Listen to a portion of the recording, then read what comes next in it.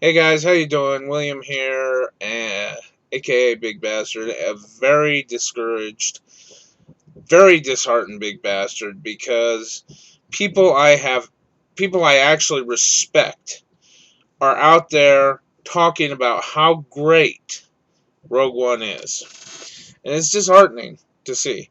I mean, you've got Kevin Smith, whose name is synonymous with Star Wars, and he's not even technically involved in the franchise, saying how great this movie is. A director. A director is saying how great a movie that has no plot substance, no shitty characterization. I won't say no characterization, but shitty characterization. Two-dimensional, flat characterization. And no plot pacing is one of the greatest movies ever. He actually called it saga worthy. I feel like I'm living in a world where everybody's losing their fucking minds. But anyhow, in case the title hasn't cued you off, and in case you're wondering what this is about, this is my more coherent, cohesive review of Rogue One as opposed to the rambling review I did, which was actually more cohesive than I thought and extremely entertaining in my opinion. You can see that here, probably in annotations. If I don't get it up in the comments, it will be somewhere. You can link to that. It is a fairly long piece because I did go on a tirade because I'm literally frustrated. You know, my sister's not even the diehard that I am. She went and saw the movie with me, and she wanted to blow her fucking brains out. This is a non-diehard Star Wars fan.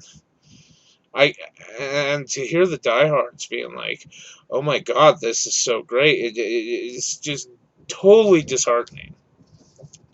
Now, in all fairness to Rogue One fans, I will be the first to call out my mistakes in the video that I just mentioned, linked to, uh, because I did make two critical mistakes. Number one, Crix Medine was not the guy who's, Crix Medine did not go steal Death Star plans and upload it to the Rebellion. And I can hear Rogue One fans, all fanboys, all getting giggly about this. Oh, so this really is the first time this story has been told. I told you so. No. My specifics were off, but the general parameters remained correct. And that is, and I'm going to open myself up to the R1 fanboys because now I'm giving them a source and they can Google and start trying to throw shit in here to sound like they know what they're talking about. But there was a game in the 90s released by LucasArts called Star Wars Dark Forces. In it, Kyle Katarn, in the first mission, I had done some fact checking, and it was said that this happened in the first mission, that Kyle Katarn goes and steals the Death Star plans and uploads them to the Rebellion. Where I got things confused was in a later mission, he does find the Imperial defector Crix Medine in a cell. He releases him. Crix Medine gave him vital information about the Dark Trooper project, which was what the premise of the game was. Now, let's talk about the movie that fans deserve. If you wanted to make a movie for the diehard fans that they deserved, why didn't you tell a story about Crix Medine stealing the Death Star plans and uploading them to the Rebellion? You would have solved a lot of issues. Spoiler alert, in case anyone didn't catch the title, this thing's going to be chock full of spoilers. So before I move on, you can abandon the video, but the rest of this is going to be fairly spoiler filled. Okay, if you wanted to do that, you could have solved yourself a lot of heartache and problems, because part of the plot contrivances that I address in the other video are that you are taking a group of expendables, sending them in on an expendables mission, and wiping them out. Because, of course, they're not in episodes 3, 4, and 5. Now, I'm sorry, 4, 5, and 6. Here's the funny thing. Okay, I get so much of this decanonized shit in these arguments. Well, Disney's decanonized everything. You're preluding into canon, you dumb fucks. So, yeah, how do you not argue canon with canon? It is fucking stupid. The mindset is mentally ill. I'll be nice. Okay, I'll use the nice term. That mindset is mentally ill. You're not contrasting reality with reality. You're contrasting fantasy with reality. Okay? Or I'm sorry. Yeah, you get what I'm trying to say. Now, the second mistake I made was in starfighter classifications, starship classifications. I'm not going to get into the technicalities. Corvette, for some reason, I was putting it as bigger than a freighter or a frigate. That's not the case. Corvette's one of the smaller ones. Point still remains the same. The point is still valid. You could not take a battleship cruiser, ram it into a Star Destroyer, and have it shove one Star Destroyer into another. Cream colored, I might add. Cream colored Star Destroyers. Always fun. You can't do it. A bigger ship's going to leave a bigger hole. Okay? Something like a Star Destroyer about that classification from the Rebellion could probably do that. But the Hammerhead used in Star Wars Knights of the Republic, I don't remember if it was a freighter or a frigate, I want to say it was a freighter, is not big enough to do that. It's going to leave a big hole. That's all I got to say about that. So these two mistakes I made were based on fundamental, they were sound fundamentally, even though their parameters were off in the specifics. So I'm not going to apologize for those arguments because they still stand valid. Moving in, and I have addressed, I belabored in the other video on plot mechanics. I'm going to skip that and not really worry about that. I'm going to go into more examples of what I'm talking about here. And some of the people on the net have helped point a lot of these examples out. Someone on the net was talking about how stupid it was when Galen was talking to Krellick, and he's like, well, my family's dead, and his wife is with their daughter, Jyn Erso, and the wife decides to play a hero. She stands up with a blaster, and she doesn't even really confront Galen. She doesn't say anything. Galen warns her of something she does not want to do. She, after an hour of taking careful aim, she pulls the trigger, hits Galen in the shoulder. Galen doesn't die, of course. That would have been a mess. You know, we have to totally restructure the plot and actually make it make sense. No, and then she gets gunned down in a blaze of glory by armed troopers, while Galen sits there and watches, rather emotionlessly, I might add. And it's like, oh, guess you shouldn't have done that, you dumb bitch. Hey. By the way, Krellick, I will take you up on your offer. I will go help you build your Death Star, so I can build a weakness in it. Most people call a thermal exhaust port doing venting radioactive material doing this job. But I guess in Star Wars, according to the R1 fans, that's a design flaw. That's a plot hole. And so Garth Edwards, or whatever the hell his name is like, I'm going to fill that plot hole, man, because, man, them thermal exhaust ports, they're they're dangerous. You should never build one of them into a station. You should let that radioactive shit build up. Boom! Internal explosion. Or what most people of more scientific mindsets call implosions. You just set off an implosion by letting your nuclear material shit, whatever it is. Again, I don't know what the core of the Death Star is made of. I don't think it's nuclear in the sense we understand it. You just let that shit build up. Awesome. Now, moving on to some of the fan services we addressed. The fact that diehards are calling the fan service in Rogue One phenomenal, and that is for the true Star Wars fan, is fucking insulting. As is most anything R1 fanboys are saying about this movie. Fucking insulting. Let's address some of the specifics of those fan service attempts. You have Evazan, Dr. Evazan, I think his name is, and Ponda Baba, who is Walrus Face to most people.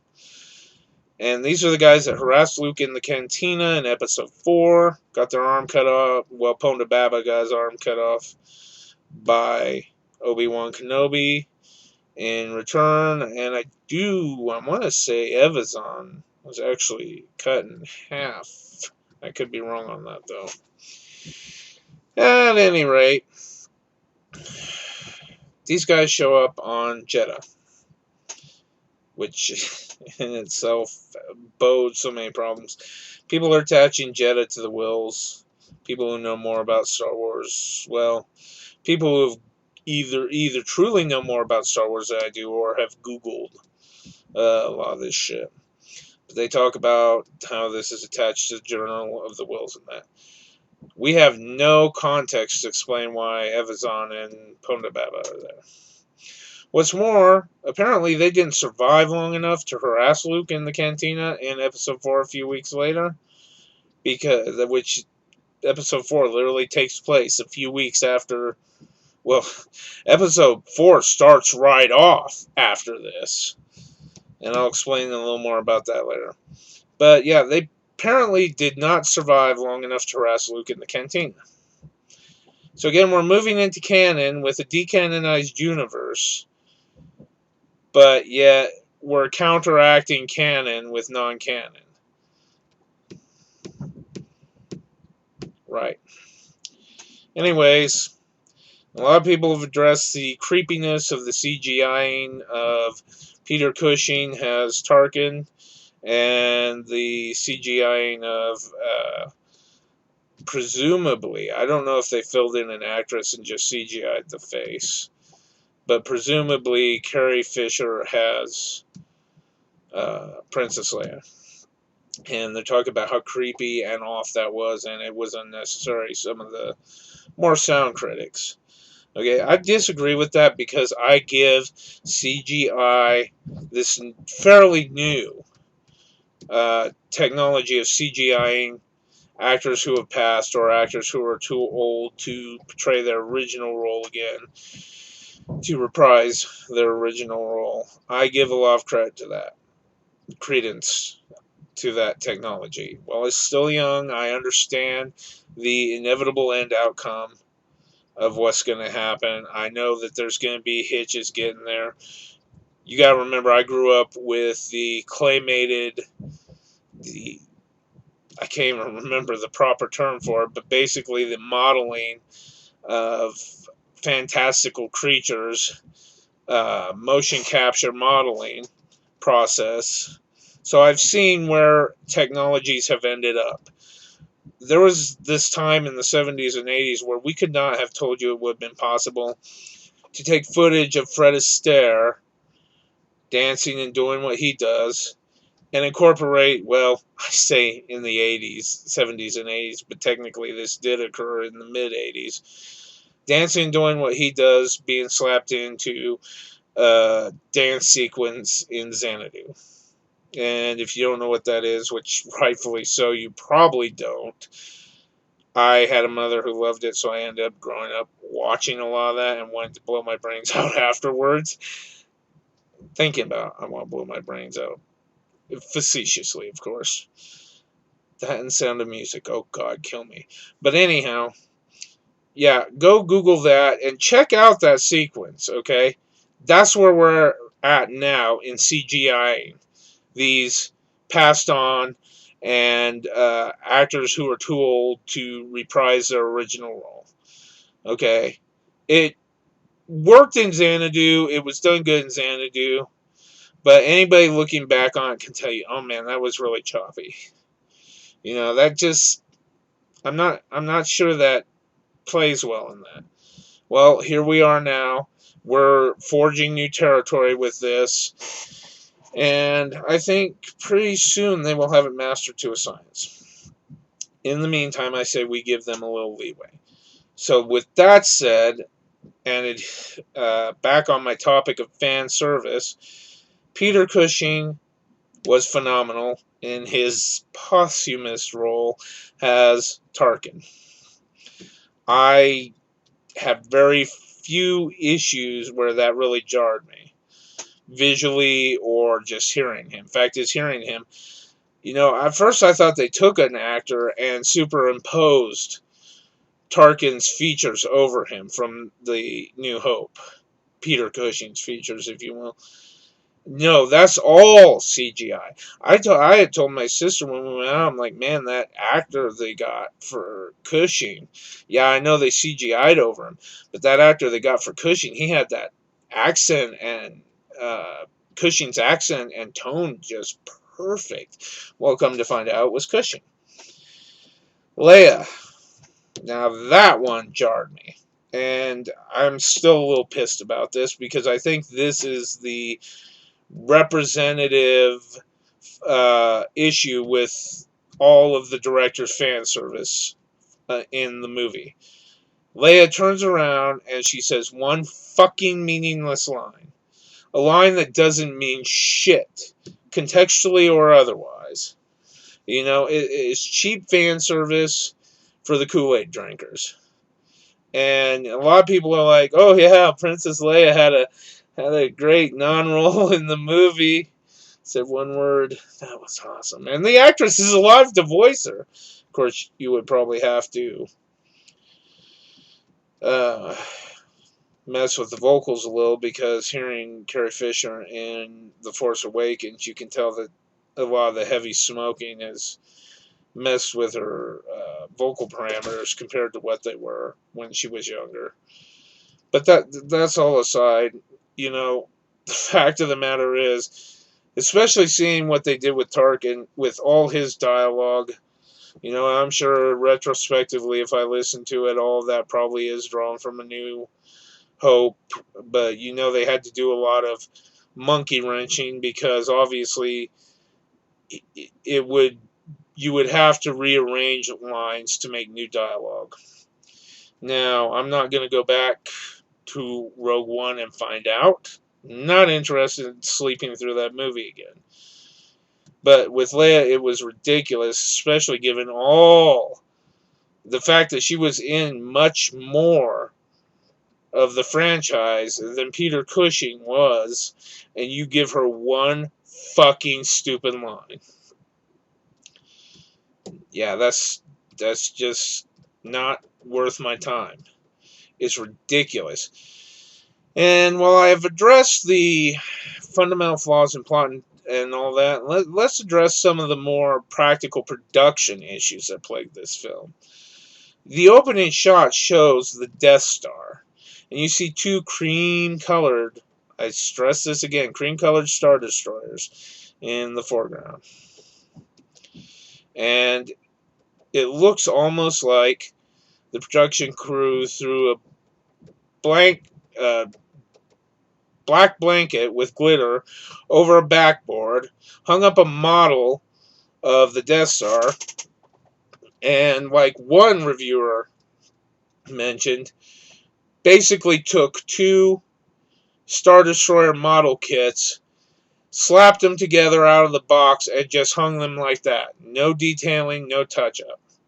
Hung those cream-colored Star Destroyers up just like that.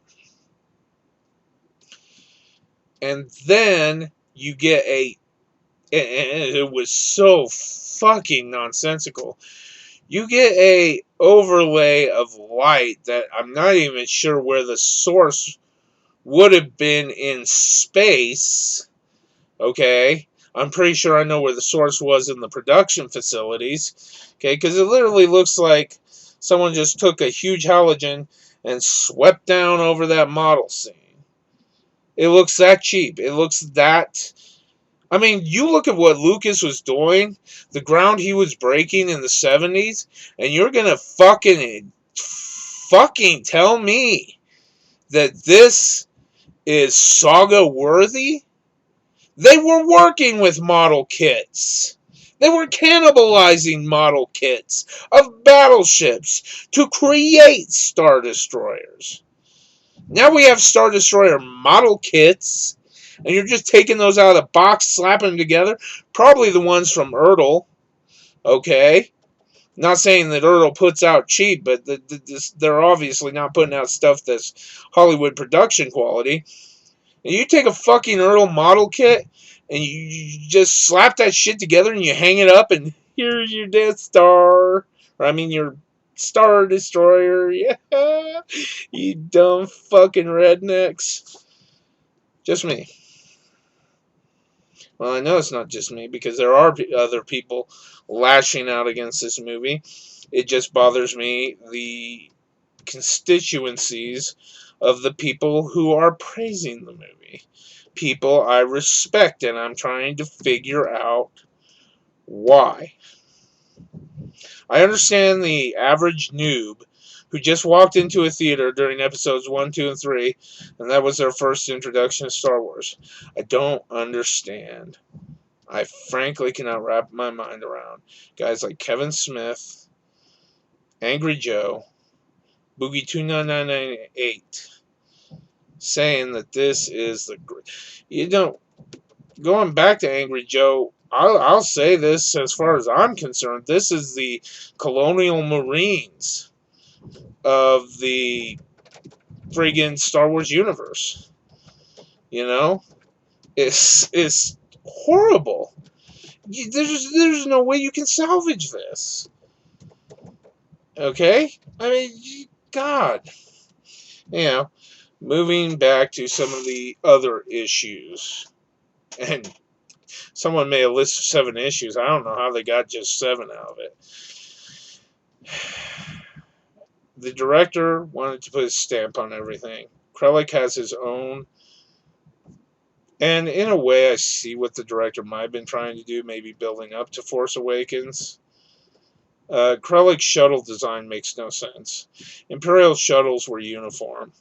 If the Emperor and Darth Vader go fly around in gray Imperial shuttles without souping them up, without throwing, all the fucking bling on, there's no way in hell you can convince me that Krellick is going to be allowed to do otherwise. Speaking of Vader, it was good to see Vader in the scene that's being lauded as probably one of the greatest scenes in Star Wars, and yes, I do agree. It is probably one of the greatest scenes in Star Wars history where Vader just goes fucking nuts and homicidal. But what really killed Vader for me was when he was punishing Krellick and he makes a cheap one-liner. He's force choking Krellick. And he tells Krellick, do not choke on your aspirations, General. I can literally almost hear James Earl Jones groaning as he was saying that line. I think I almost want to say that even James Earl Jones was like, enough of this shit.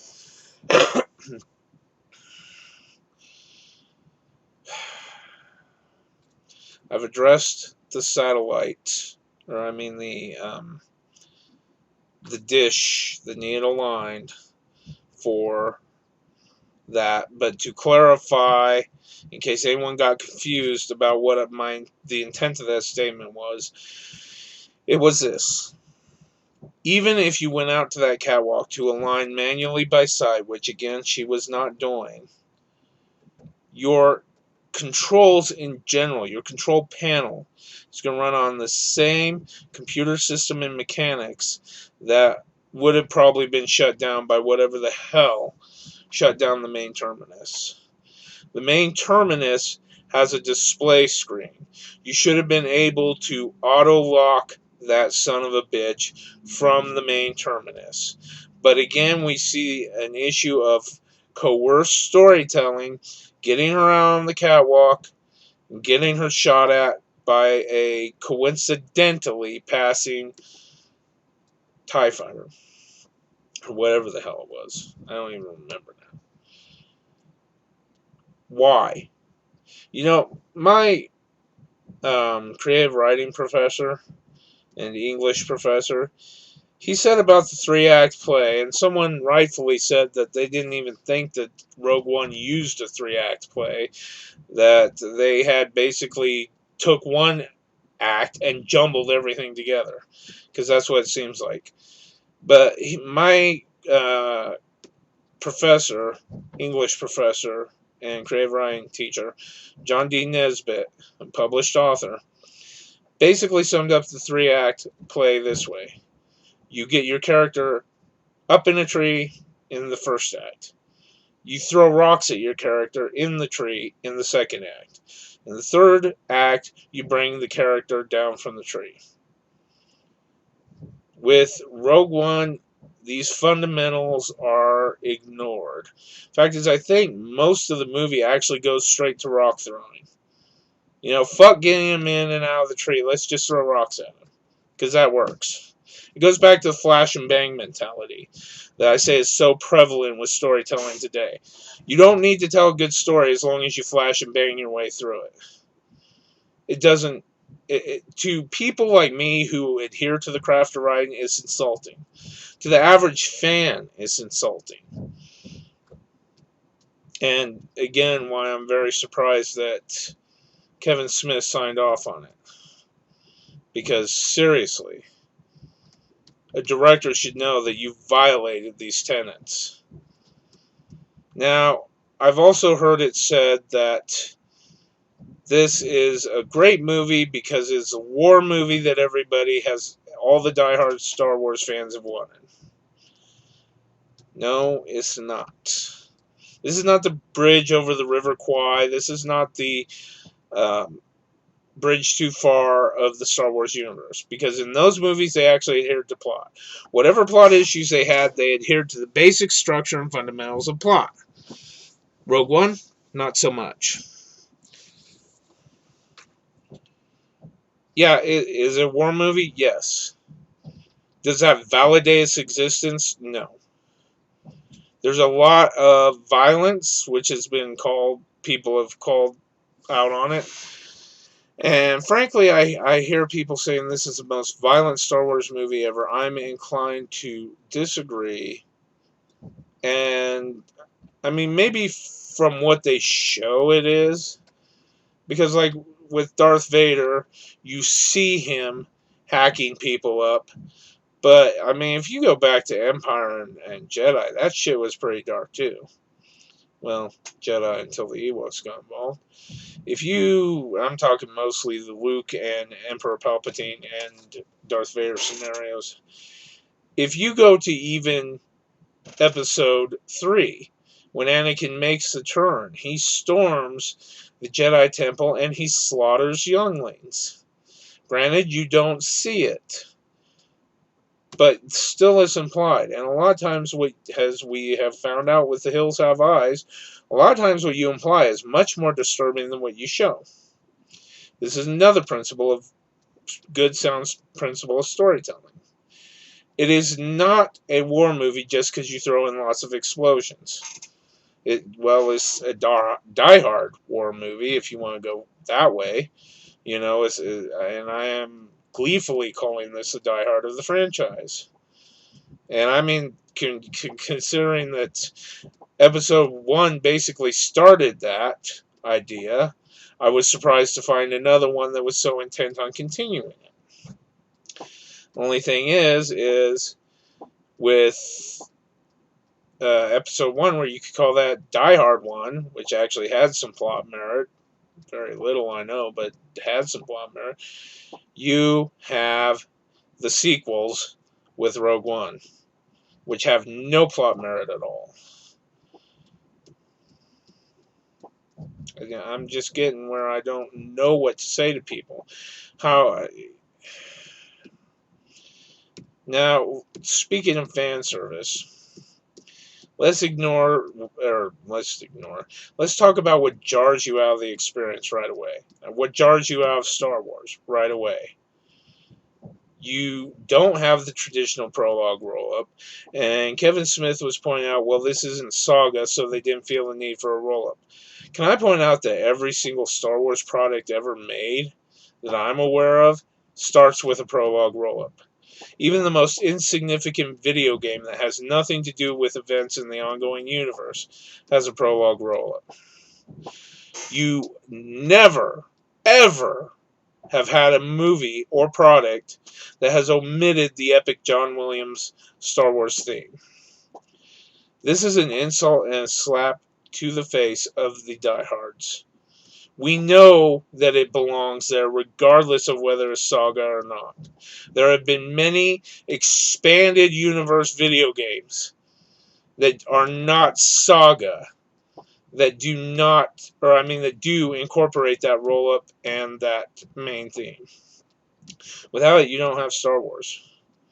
Am I saying you can't do a Star Wars without it? No, but I'm saying that you gotta be really careful in how you handle that. Because otherwise, you are just jarring people out of the Star Wars existence.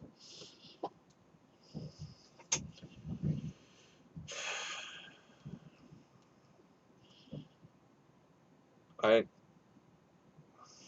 I guess that's all I got because I'm frustrated. I'm done. I'm sick of hearing people praise this movie. I'm sick of people defending it in the most nonsensical ways. So this is Big Bastard signing out. Hope this review was a little more cohesive for you. And it's definitely not a little bit more shorter from the looks of things, but well, a little bit more. I'll catch you guys later, and I'll be uploading stuff as I can get to it. Catch you on the flip.